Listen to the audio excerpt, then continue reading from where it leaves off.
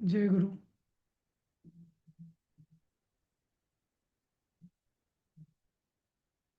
पण ग्रुपवर टाकलं होतं ना, मला वाटतं की आज वर्ग आहे म्हणून. हो, टाकलं होतं. काल टाकलं होतं. हां.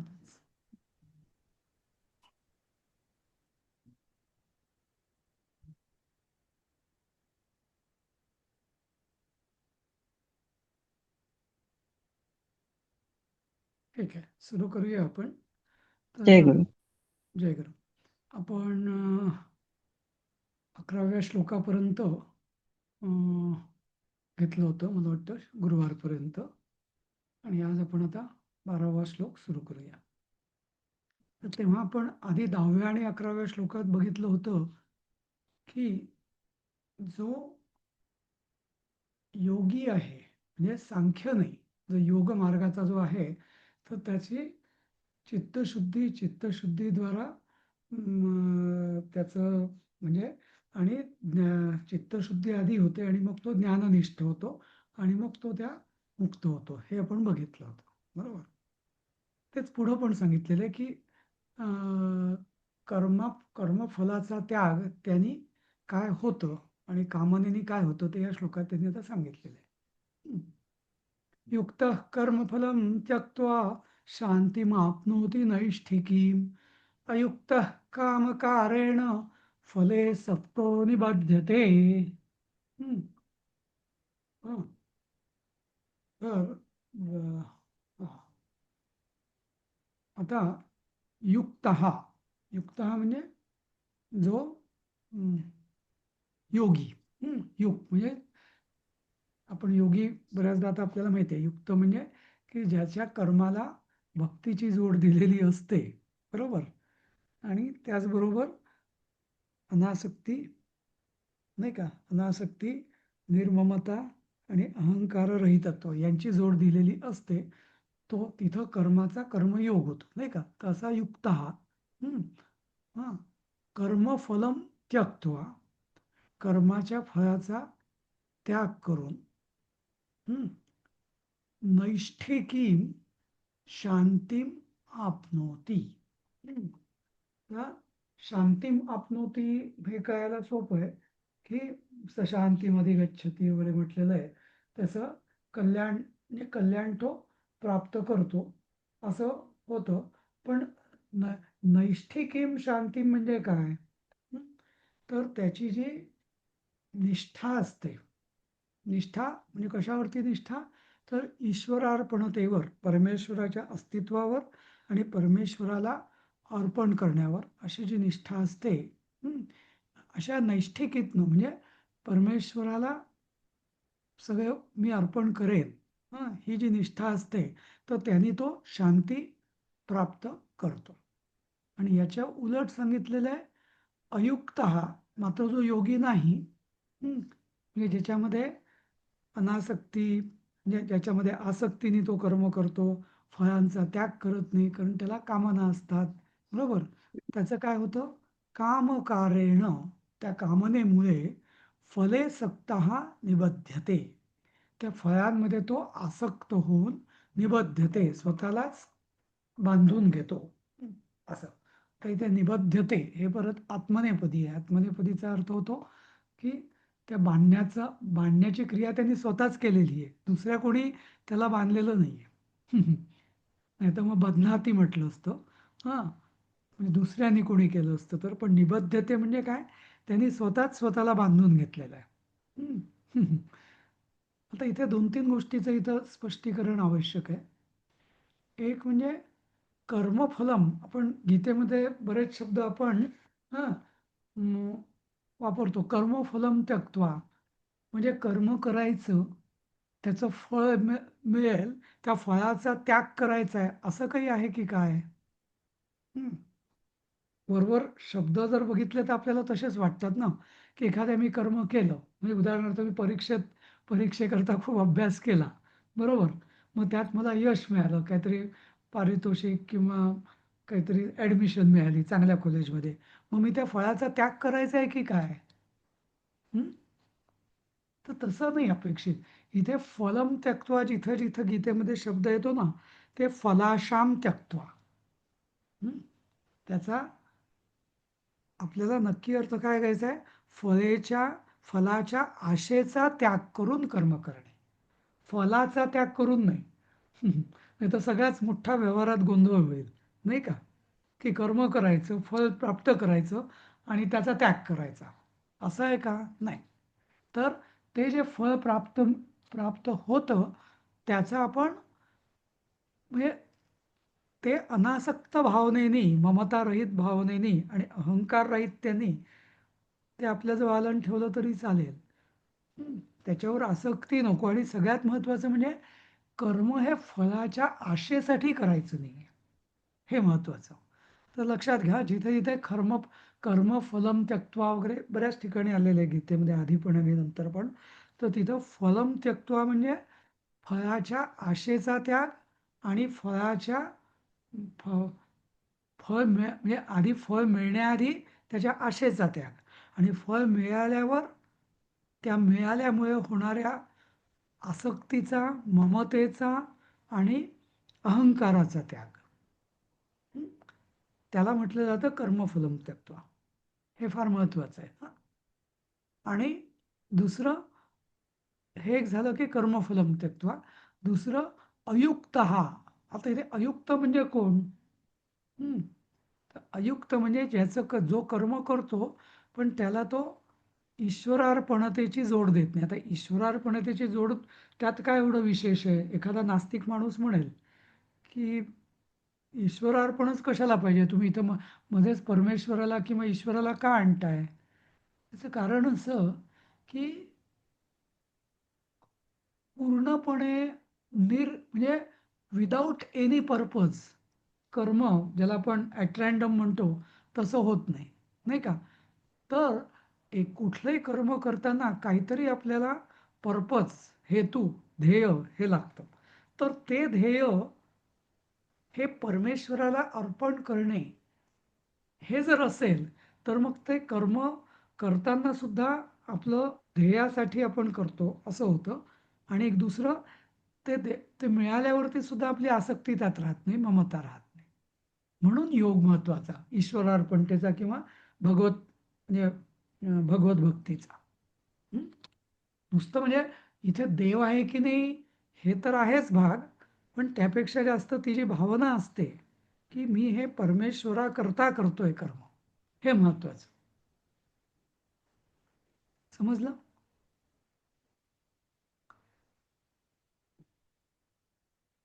सर, युक्तचा अर्थ काय सांगितला होता तुम्ही मग? यु- ईश्वरार्पण भावनेने कर्म करणं.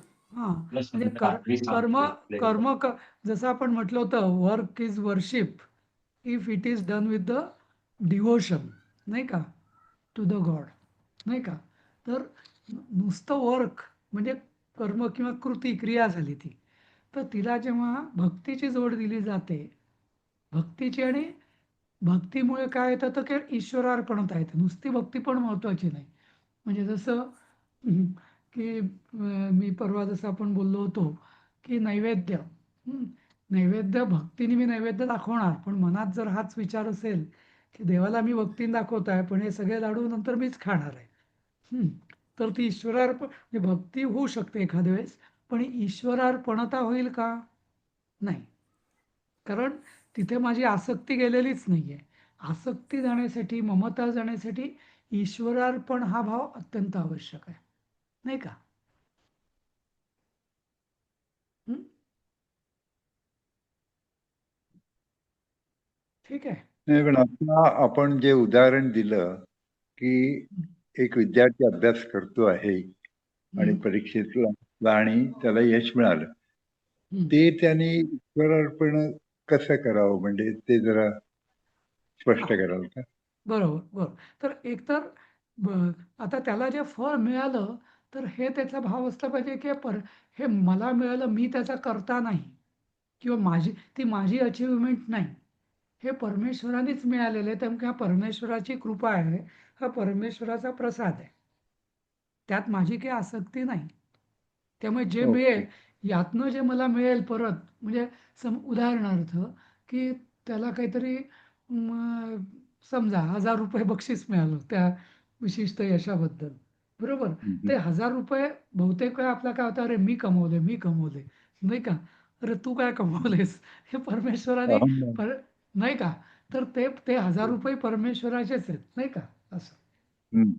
करेक्ट. हे अहम भाव महत्वाचं. नको. आणि ओके. जे मिळालं ते सुद्धा माझं नाहीच आहे, असं. ओके. हं. बरोबर. हां, थँक्यू. जसं मी सर मागे उदाहरण. हां. आणि मला एक मग योग्य मार्गाने वगैरे असं नाही का होऊ शकत? युक्त म्हणजे कर्मयोगीच होऊ शकतं का? म्हणजे विद्यार्थ्याच्या उदाहरणामध्ये. नाही नाही, योग्य मार्ग तर अपेक्षितच आहे. म्हणजे कॉपी करून वगैरे तो तो प्रश्नच नाही. अनैतिक किंवा अयोग्य मार्ग तो इथं हेच नाहीये भाव. ओके. युक्त म्हणजे ईश्वरार्पण बुद्धीनेच. कारण काय आहे, कुठल्याही कर्माचा जो दोष आहे ना, तो फक्त ईश्वरार्पण बुद्धीनेच जाऊ शकतो.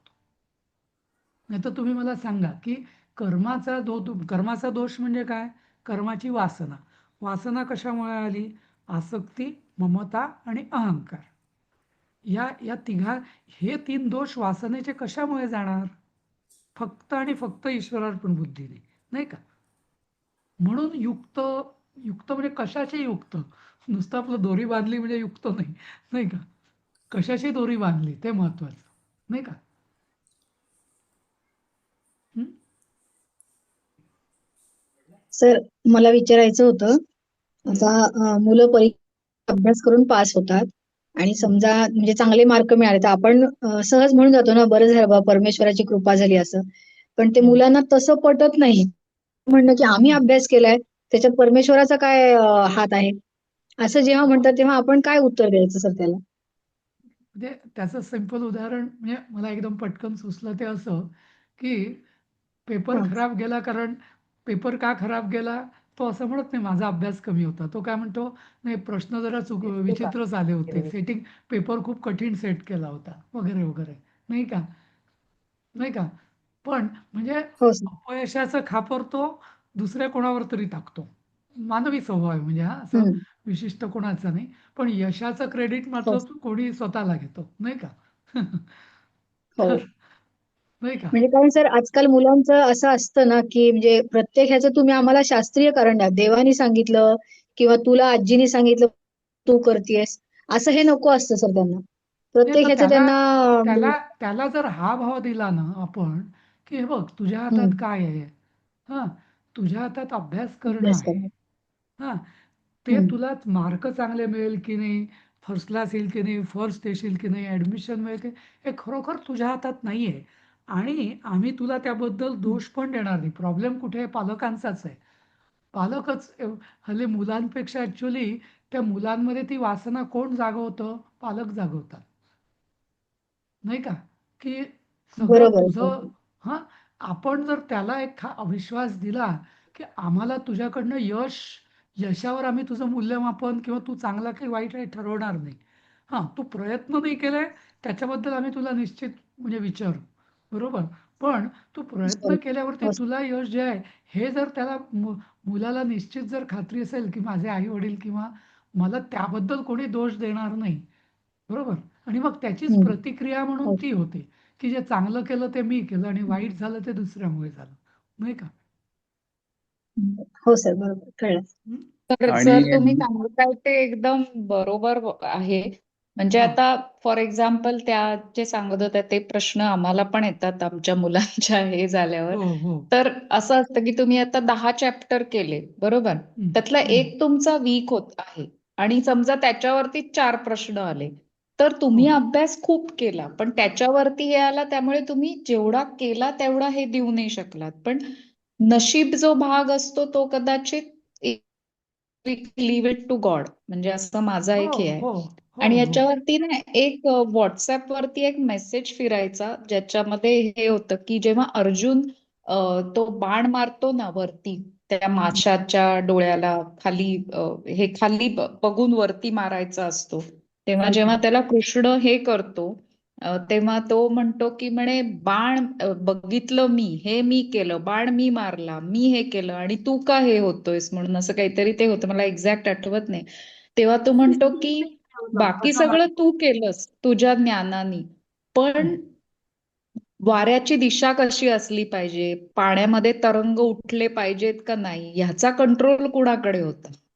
सो ते तो बरोबर. ऑफकोर्स देवाकडे असतो ना, कारण तुम्ही परीक्षेच्या वेळेला आजारी नाही पडलं पाहिजे. तुम्ही अभ्यास खूप केला, पण तुम्ही हो, नेमकं परीक्षेच्या वेळेलाच आजारी पडलात आणि तुम्ही नीट अटेम्प्ट देऊ नाही शकला. हे सगळं आपलं नशीब आणि हे ते हाच भाग असतो ना.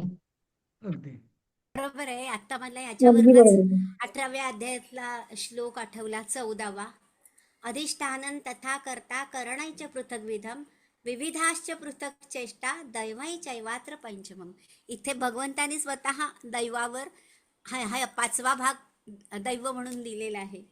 म्हणजे कर्म करताना काय 5 गोष्टी, कर्म सक्सेसफुल होण्यासाठी ज्या 5 गोष्टी आवश्यक आहेत, त्याच्यामध्ये दैव तुम्ही आता म्हणालात ना, नशीब, ते सुद्धा हं, त्याचा घातला आहे. अगदी पहिल्यांदाच आणि शेवटीच.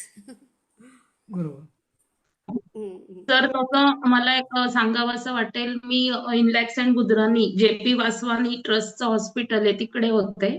तर ते हं. दादाजी यायचे, ते पण असे गीतेवर त्यांचा अभ्यास हो, होता. हो, तर ते हो. नेहमी आम्हाला असा उपदेश करायचे की कर्म करो, फल की अपेक्षा मत रखो. अर्थात त्यावेळी आम्ही म्हणजे यंग होतो, तर आम्ही असं म्हणायचो, असं का म्हणतात, आता आम्ही काम करतो तर आमची अपेक्षा चांगला पगार असणं वगैरे, म्हणजे असं डिमांड करायचे ना कधी की हे वाढवा वेतन, किंवा ते म्हणायचे कर्म करो, फल की अपेक्षा मत रखो, वो तो आपको मिलते ही जाएगा, आपको मांगना भी नहीं पडेगा. तर तेव्हा ते नाही कळायचं आम्हाला, पण आता हे शिकताना वगैरे मला आठवतं कधी कधी की किती मोठा संदेश ते सांगत होते की तुम्ही सेवाभावेतनं सगळ्या पेशंट मध्ये देव आहे असं समजून जर का सेवा केली तर तुम्हाला पाहिजे तेवढं सगळं देव आपोआप देतो. तुम्हाला मागायची पण गरज पडत नाही त्याच्याकडे. हे बरोबर. आत्ता समजायला लागलं. तेव्हा आम्हाला वाटायचं हे असं का सांगतात सारखं. पण खरं आहे म्हणजे ते त्याचा प्रत्यय आला मला स्वतःला. हो. नाही तेच तर बरंच हे आहे म्हणजे तसं. पण मुख्य तेच फळ म्हणजे फळ मिळणं हल्ली एक काय थिअरी म्हणजे मी जे बघतो तर 3 प्रकारचे लोक आपल्याला सध्या जगात आढळतात. एक म्हणतात की कुछ भी करो पैसा कमाओ. बरोबर? म्हणजे काही करा, चांगल्या भल्या बुऱ्या मार्गाने पैसा कमवा, कारण जीवनात सुख त्यांनीच मिळणार पैशाने, नाही का? एक. दुसरे जे असतात ते म्हणतात नाही, मी चांगल्या प्रकारे काम करेल पण मग पैसा हा माझा, त्यातनं मिळणारा पैसा माझा अधिकार आहे. आणि तो माझाच आहे. बरोबर आहे. म्हणजे हम्म. मी जे काम केलं त्या त्या पैशावर माझा अधिकार आहे. मी म्हणजे बरोबर की मग. आणि हम्म. तिसरं जे ही गीता सांगते, म्हणजे गीता म्हणजे कुठल्याही अध्यात्मतेत सांगतं, की जे मी कमवलेलं आहे ते पण माझं नाहीये. बरोबर. बरोबर. हा. जसं ईशावास्य उपनिषदात पण सांगितलंय, आणि ईशावास्य सांगितल्यापेक्षा शंकराचार्यांनी त्याच्यावरती सांगितलंय की माझं म्हणजे जे दुसऱ्याचं आहे ते माझं नाहीच आहे. हा. हम्म. तो प्रश्नच नाही. दुसऱ्याचा आहे म्हणजे एखादी वस्तू जी माझ्या घरात नाही, दुसऱ्याच्या घरात, ती तर माझी नाहीच आहे. पण जे माझ्या घरात आहे, जे मी माझं स्वतःचं समजतो, ते सुद्धा माझं नाहीच आहे. ते पण मला ईश्वरानेच हम्म. दिलेलं आहे. हा भाव जेव्हा आपला पक्का होईल ना, हा, ते महत्वाचं आहे. बरोबर. म्हणजे मग त्याने विनोबा भावेने त्याच्यावर एक कॉमेंटरी दिली आहे की माझं दुसऱ्याचं ते माझं नाही, हे तर आपल्या भारताच्या संविधानात किंवा घटनेत पण लिहिलं. त्याच्याकरता उपनिषद कशाला पाहिजे, नाही का? हा. हो. पण जे पण आता माझं मी जे आपण म्हणतो. म्हटलो की डेप्थ यायला ना, ही हा. जी आता तुम्ही जे सांगितलं ते, किंवा ताई म्हणाली की जे त्यांचे हे सांगायचे की तुम्ही कर्म करा, तुम्हाला ते मागायला नाही लागणार. ही डेप्थ यायला एक अनुभवाची शिदोरी लागतेच. ते यंग एज मध्ये ती नसते आणि ती ऍक्च्युली रुजवायला थोडासा वेळ लागतोच. ऍक्च्युली असं नाही आहे. माहिती आता मी ना म्हणजे वेगळं उदाहरण देईन मी. मागे मी मुकेश अंबानीचं पण एकदा असा इंटरव्ह्यू वगैरे ऐकला होता. हल्लीच्याच एक 1-2 महिन्यापूर्वी पद्मावती. यश बिर्लाचा इंटरव्ह्यू ऐकला. हं. सर, आता हे आवाज लोक. खूप लहान येतोय परत. हॅलो, आता बरोबर आहे? हा. हा. हां, हां. तर हल्ली मी इतक्यात 1-2 महिन्यांपूर्वी टीव्हीवरती माझ्या यश. कट्टावर होतं तो. माझा कट्टावर होतं ते. माझा यश कट्टावर, बिर्ला. बरोबर. यश बिर्ला, बरोबर. आता आपल्याला आश्चर्य वाटतं, आपली एक काय ना, अशी एक घृणास्पद मनोवृत्ती झालेली असते व्यावसायिकांविषयी, व्यापाऱ्यांविषयी. पण म्हणजे त्याचं हे बघितल्यावरती ते हे सूप आहे व्यवसाय भातावर घ्यायची असेल तर आमटी तिकडे ठेवली थोडीशी. व्यवसाय करतात ते, पण व्यवसायात नीतिमत्ता कशी असावी इतकं छान त्यांनी सांगितलं. इवन मुकेश अंबानीचा मला म्हणजे व्यावसायिकांसाठी पण एक त्यांनी छान मागे उपदेश दिला होता. तो म्हणजे तुम्ही कुठलाही धंदा करताना प्रॉफिटचा विचारच करू नका. प्रॉफिट येणारच आहे. कुठलाही धंदा इन द लॉंग टर्म तुम्हाला प्रॉफिट देणारच आहे व्यवस्थित केला तर. पण तुम्ही नजर प्रॉफिटवर नका ठेवू. तुम्ही धंद्याच्या म्हणजे धंदा कसा वाढेल, कस्टमर्स कसे जोडले जातील, म्हणजे profit should be considered as a bye product. Profit म्हणजे काय शेवटी व्यवसायामध्ये फळ, नाही का? इन अ वे तो काय सांगतो की ते जे काय व्यवसाय नावाचं किंवा व्यापार नावाचं जे कर्म करतात, ते कर्म चांगलं कसं होईल, त्याची वाढ कशी होईल, प्रगती कशी होईल याच्यावर लक्ष द्या. फळ जे आहे ते येणारच आहे. कधी एखाद्याच येणार पण नाही, पण इन द लाँग रन ते येणारच आहे. ॲव्हरेज आउट म्हणजे चांगलंच होणार आहे. हे फार महत्त्वाचं आहे. विशेषतः नवीन जे व्यावसायिक असतात ना, आणि आपण बघतोय जो अगदी सुरुवातीपासून प्रॉफिटकडे लक्ष देतो ते दुकान किंवा तो व्यवसाय कधीच नीट चालत नाही, नाही का?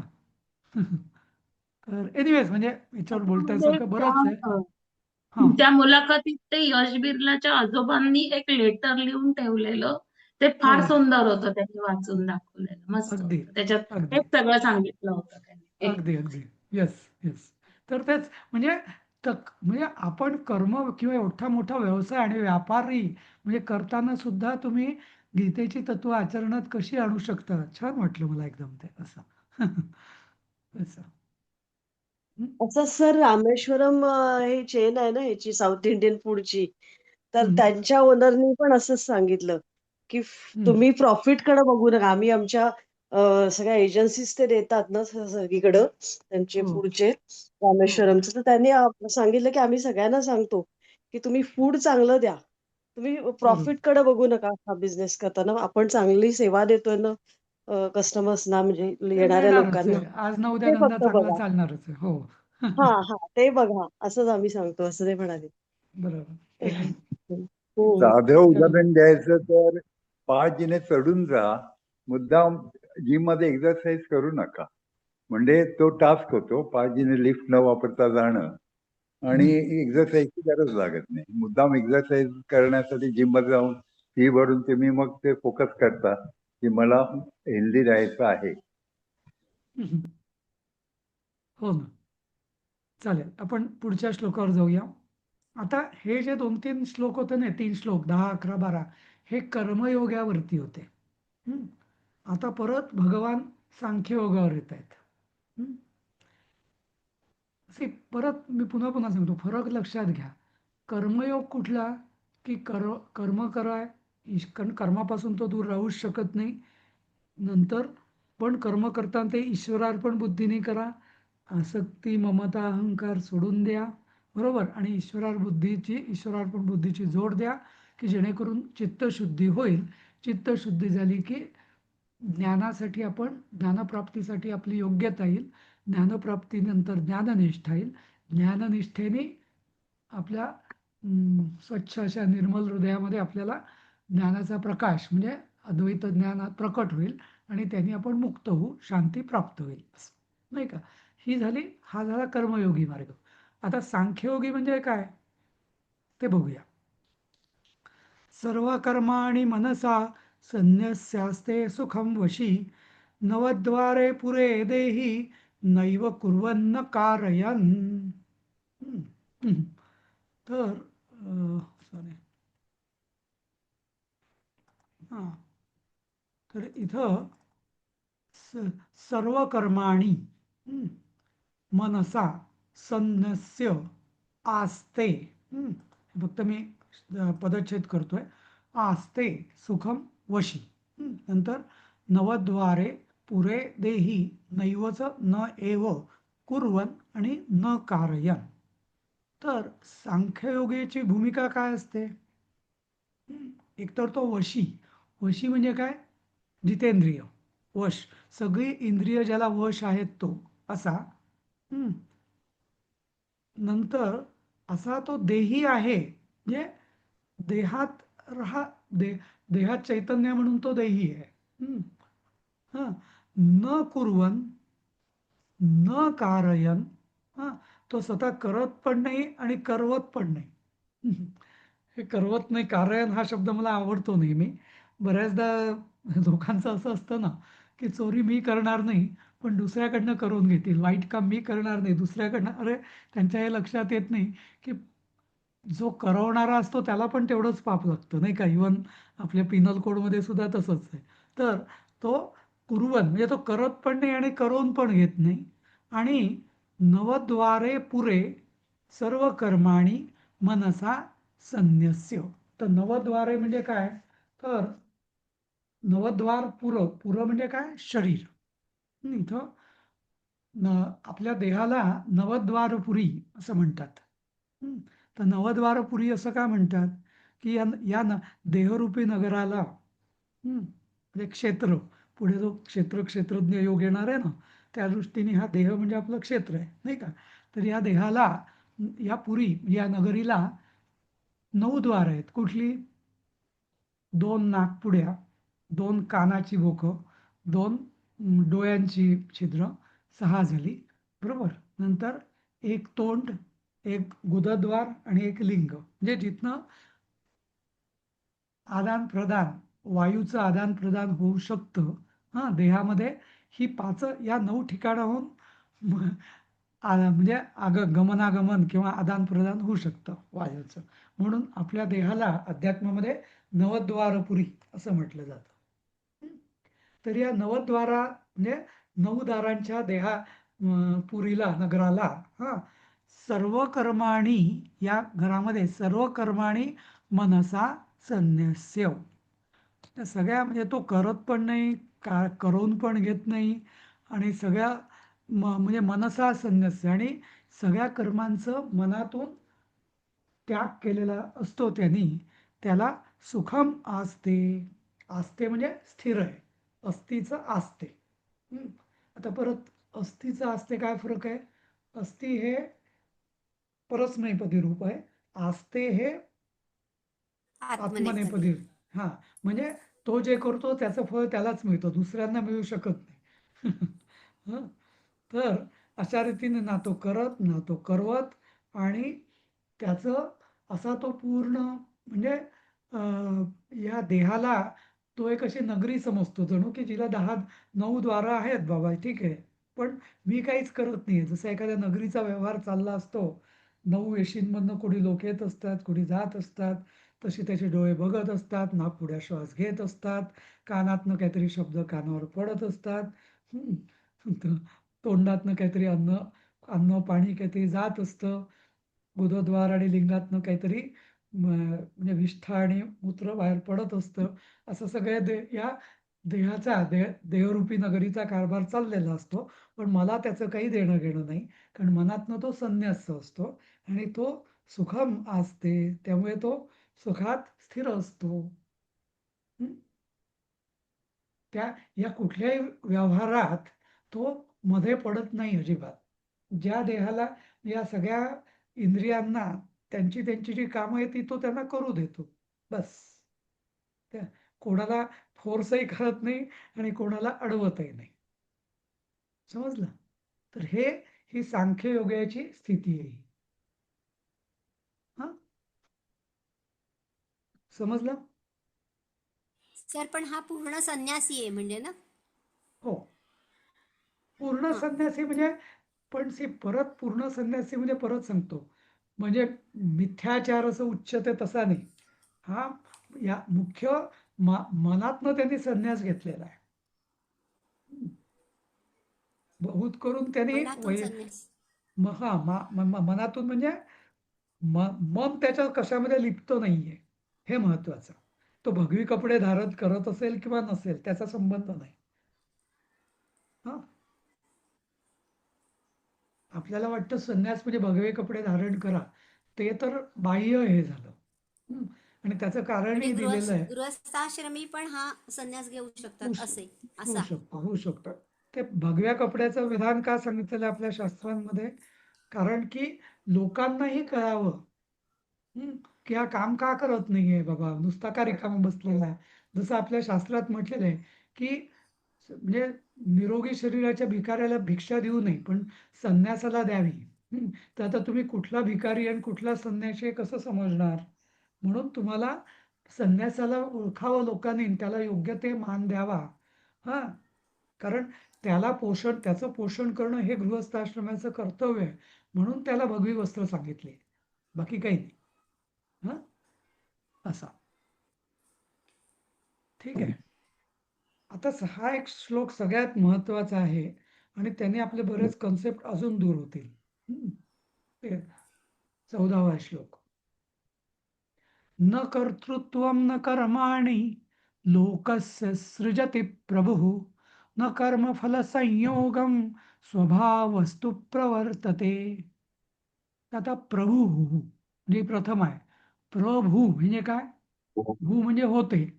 प्रभू प्रकर्षाने होते म्हणजे तो करवतो. म्हणजे आपण त्याला प्रभू म्हणतो की हे सगळं तूच केलेलं आहेस, तुझ्यापासूनच झालेलं आहे, म्हणून हा प्रभू असा. पण प्रभू लोकस्य म्हणजे लोकांचं, लोक म्हणजे इथे त्रैलोक्य म्हणा, मनुष्य म्हणा, कोणी म्हणा. माझ्या दृष्टीने लोक म्हणजे त्रैलोक्य म्हणजे सगळं विश्व. न कर्तृत्वम, या त्रैलोक्याचं तो कर्तृत्वही घेत नाही परमेश्वर. जरी आपण त्या परमेश्वराला परमेश्वर म्हणत असतो ना, म्हणजे आपण म्हणतो कर्ता करविता तोच आहे. पण तो कर्ता नाहीये परमेश्वर. बरोबर. तो कारण आणि कृष्णाने पण म्हटलेलं आहे, आधीच्या श्लोकात पण आलेलं आहे, बरोबर, की मी हे काही करत नाही, मी हे सगळं हे आपोआप होत असतं. म्हणजे आपोआप म्हणजे कर्माच्या मायेद्वारा होत असतं. म्हणजे मी करता नाही. न कर्तृत्व न कर्माणी, नंतर कर्म पण मी करत नाही, करता पण मी नाही, आणि न कर्मफल संयोगम, आणि कर्माचा आणि फळाचा संयोग, ज्याला आपण थोडक्यात कर्मसिद्धांत म्हणतो ना, कर्माचं फळ ते सुद्धा मी करत नाही. ते आणि त्याची सृजती म्हणजे त्याची रचना किंवा त्याचं सृजन, ते नियम वगैरे ते मी काही करत नाही. परंतु तू स्वभाव प्रवर्तते. स्वभाव म्हणजे ते आपल्या स्वभावाने ते होत आहे. म्हणजे जसं हे असं तुम्ही म्हणाले कसं, म्हणजे साक्षात आपला असं आपल्याशी समजूत असते की सगळे परमेश्वरानेच घडवलं, परमेश्वरामध्येच लीन होतं, सगळी आपली उपासना त्याच्यावरच आधारित आहे. देव म्हणा, देवी म्हणा, तूच सगळं, त्वमेव केवलम कर्तासि त्वमेव केवलम धर्तासि, नाही का, असं सगळं आपण म्हणत असतो. आणि इथं तर गीता सांगते की परमेश्वराचं काही कर्तृत्व नाहीये, तो कर्ता करविता नाहीच आहे. मग हे असं का? असं का म्हटलंय, कोणी सांगेल याच्यावर?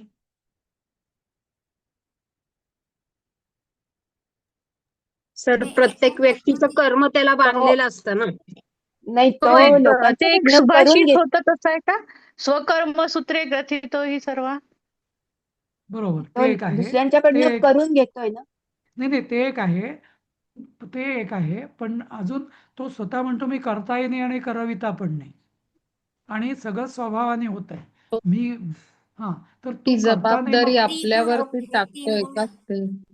हा, नाही, तो दुसऱ्यांच्याकडनं करून घेतो, या नाही ना, आत्म्यांच्याकडनं, लोकांच्याकडनं. नाही नाही नाही नाही का? नाही, करून पण घेत नाही तो. तर दोन तर कन्सेप्ट आहेत, प्रकृती आणि पुरुष. हा, प्रकृती करते आणि सगळं. आणि दुसरं आणि तीन गुण परमेश्वराने 3 सांगितलेले. गुणाच्या.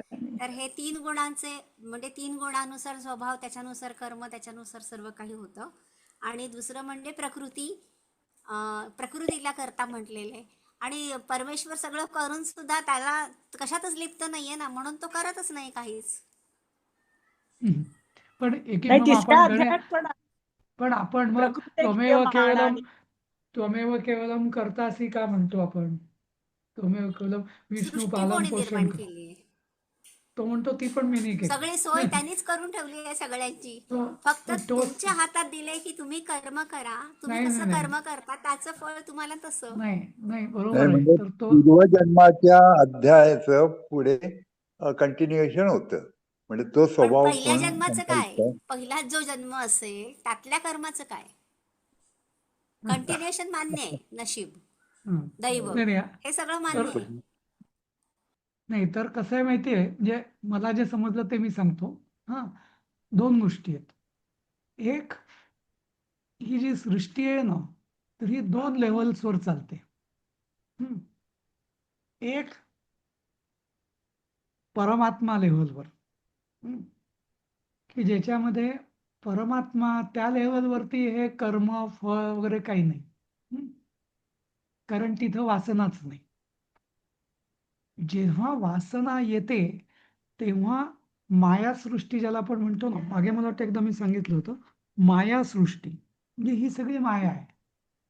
ज्या व्यक्तीला, असा परमेश्वराचा एक सिद्धांत आहे, की ज्या जीवाला, व्यक्ती पण म्हणणार नाही, पण ज्या जीवाला आपल्या आत्मस्वरूपाचं विस्मरण झालं, तो जीव मायेच्या पाशात अडकला आणि मग हे कर्मसिद्धांत नियम त्याला लागू झाले. हं. पण आणि त्यामुळे हे सगळं मग कोण करता, कोण करविता, तूच करता आणि करविता वगैरे वगैरे सगळे जे कन्सेप्ट आहेत ना, ते मायासृष्टीत आहेत. कारण तिथं आपण कोण, आत्मस्वरूप, त्याचं आपण विसरलो. जेव्हा आत्मस्वरूपाचं ज्ञान होतं तेव्हा कर्ता, करविता, कर्ता, कर्म, ध्यान, ध्यातृ, ध्येय, ज्ञान, ज्ञातृ, ज्ञेय, इव्हन ज्ञानाचा पण संबंध राहत नाही तिथं. हां, त्या सगळ्याच्या पलीकडे गेलेलं असतं ते आणि तिथं काहीच नाही. आणि त्या अर्थाने त्या त्या ॲबस्ट्रॅक्ट लेव्हलवर परमेश्वर असं म्हणतोय की मी काहीच केअर करत नाही. समजलं? तर बऱ्याचदा इव्हन गीतेमध्ये सुद्धा काही काही श्लोक आहेत ना, ते परमेश्वराने, हा एक श्लोक त्यातला आहे, की जो परमात्मा करता पण नाही, करविता पण नाही. कारण तो मायेच्या अधीनच नाही, तो मायासृष्टीत राहतच नाही, तो त्याच्या पलीकडचा आहे. ओके. पण आपण जेव्हा उपासना करतो, जेव्हा कुठली व्यक्ती किंवा जीव जेव्हा उपासना करतो, तेव्हा आपण आपल्याकडे कमीपणा घेतो. बरोबर? आपल्या स्वतःला जीव समजतो. कारण आपल्याला आत्मज्ञान झालेलं नाहीये म्हणून. ज्या क्षणी आपल्याला आत्मज्ञान होईल, त्या क्षणी आपण स्वतःला जीव समजू का? नाही. कारण आपण जीवात्मा आणि परमात्मा यातला भेदच नाहीसा होईल. बरोबर? आणि मग मग आपण असं कधी म्हणणार नाही, त्वमेव केवलम कर्तासि त्वमेव केवलम धर्तासि. बरोबर आहे? तर हे सगळं जो, आणि मग कर्मसिद्धांत, चांगलं कर्म केलं तर चांगलं फळ मिळेल, वाईट कर्म केलं तर वाईट फळ मिळेल, वगैरे वगैरे. पण सांख्य म्हणजे इथं मी ज्ञाननिष्ठ पुरुषाच्या बाबतीत हे संभवतच नाही. कारण त्याच्या दृष्टीने चांगलं आणि वाईट हा पण प्रकार नसतो. त्याच्या दृष्टीने तो काहीच नसतो. आणि मग त्यामुळे तो तो परमात्मा पण तोच असतो. म्हणजे जीवात्मा आणि परमात्मा, तो फक्त आत्मा असतो असं. आणि म्हणून मग तिथे कर्ताही राहत नाही, कर्मही राहत नाही, कर्तृत्वाचा अभिमान पण राहत नाही, असं केल्याची आसक्ती पण राहत नाही, केल्याची ममता पण राहत नाही असं. म्हणजे समजलं? आपण परमेश्वराचा भाग आहोत बरोबर. आणि मी आपण सगळं परमेश्वर, करतो. म्हणजे मग परमेश्वर, म्हणजे आपण तू करता करविता म्हणजे आपणच करता करवत, कारण आपणच एक्झॅक्टली, सगळे आहोत. आपण आणि तो बरोबर. एकत्रच आहोत, तर आपणच म्हणजे सगळं आपण करतोय म्हणजे असं. आपण परमेश्वरापेक्षा मी स्वतःला भिन्न मानणारच नाही असं. मी हम्म परमेश्वरामध्ये भेदच नाही. ही अद्वैत याची हम्म परिसीमा, पराकाष्ठा. शंकराचार्यांचं सर ते अद्वैतवाद आहे आणि ज्ञानेश्वर महाराज मात्र चिद्विलास म्हणतात ना माया प्रकृतीला. नाही नाही नाही, ऍक्च्युअली तसं नाही आहे. ज्ञानेश्वर आणि शंकराचार्य, ज्ञानेश्वरांचं तत्वज्ञान हे शंकराचार्यांचीच पुढं स्पष्टीकरणात्मक आहे. पण हे कसं आहे माहिती आहे का, जसं मी तुम्हाला परत मागे सांगितलं होतं ना, की भक्ताच्या किंवा त्याच्या उपासकाच्या किंवा साधकाच्या स्तरानुसार तो उपदेश ठरत जातो. अल्टिमेट तत्वज्ञान हे अद्वैतच आहे, त्याच्या पलीकडे काही नाही. पण आपली तेवढी पचवायची शक्ती पाहिजे ना, नाही का? ती पचवायची जर शक्ती बरोबर. नसेल तर आपल्याला म्हणून आपल्याला द्वैतातून अद्वैताकडे जायचं आहे असं. एकदम आपण अद्वैतावर झेप मारूच शकत नाही. नाही का? असं. पण अल्टिमेट हेच आहे की जिथं परमेश्वरही करता